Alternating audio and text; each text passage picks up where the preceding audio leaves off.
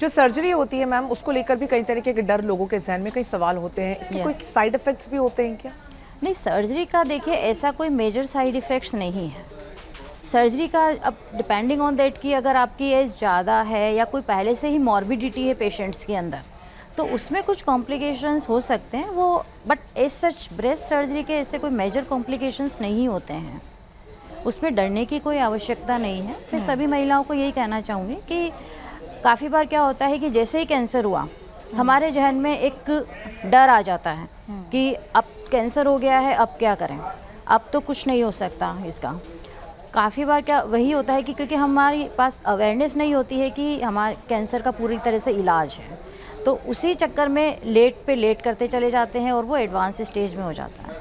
तो अगर हम अर्ली स्टेज में ही डिटेक्ट कर लेंगे तो डेफिनेटली इसका पूरी तरह से क्योर संभव है। और एज सच कोई कॉम्प्लिकेशन, मेजर कॉम्प्लिकेशंस नहीं होते हैं। जिस तरह के कॉम्प्लिकेशंस होते हैं या साइड इफ़ेक्ट होते हैं, उनको अकॉर्डिंगली वो ईजिली हैंडल भी कर लेते हैं उनको। जैसे कीमोथेरेपी है, कीमोथेरेपी यूजुअली इंजेक्शन के थ्रू कीमो ड्रग्स होती हैं जो दी जाती है। उसमें कीमोथेरेपी का नॉर्मल साइड इफ़ेक्ट्स होता है कि नोज़िया हो रहा है, वॉमिटिंग हो रहा है या हेयर फॉल हो रहा है, बहुत ज़्यादा वीकनेस हो रही है।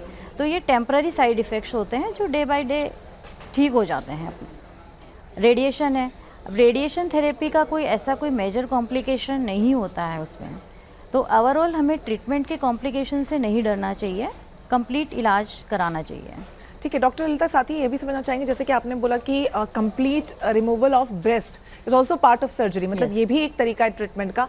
तो कई रिपोर्ट सामने आती है कि आप दोबारा से ब्रेस्ट को रीग्रो भी कर सकते हैं। नहीं, रीग्रो नहीं, बेसिकली इम्प्लांट होता है, ब्रेस्ट इम्प्लांट करते हैं। जैसे जब कंप्लीट मैस्टेक्टमी करते हैं सर्जिकली वो भी पॉसिबल है? हाँ, यस, सर्जिकली सिलिकॉन इम्प्लांट होते हैं, ब्रेस्ट इम्प्लांट होते हैं जो सब तरह के होते हैं। लाइक सर्जरी के साथ में उसी वक्त भी करते हैं काफ़ी बार और कुछ होता है कि जब कंप्लीट ट्रीटमेंट हो जाता है उसके बाद भी आप करवा सकते हैं। साथ ही लोगों का एक बहुत ही कॉमन सवाल होता है, क्योंकि कैंसर जब सुनते हैं, उसके ट्रीटमेंट सुनते हैं, सब यही सोचते हैं कि बहुत महंगा इलाज होगा। यस, खर्चा इसमें कितना आ जाता होगा? देखिए ऐसे एग्जैक्टली डिफाइन करना खर्चा बहुत मुश्किल है।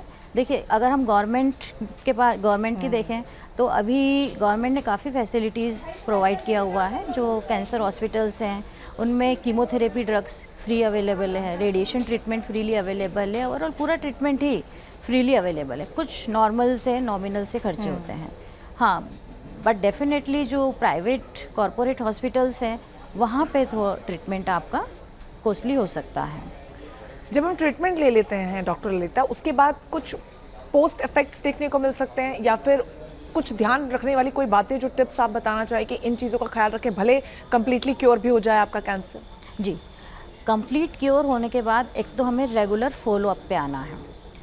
जैसे हम लोग क्या होता है कि इनिशियली कंप्लीट ट्रीटमेंट हो गया, फिर स्टार्टिंग में जैसे मंथली रेगुलर चेकअप के लिए फॉलो करते हैं, 2 मंथली, 3 मंथली, 6 मंथली, उसको धीरे धीरे बढ़ा देते हैं।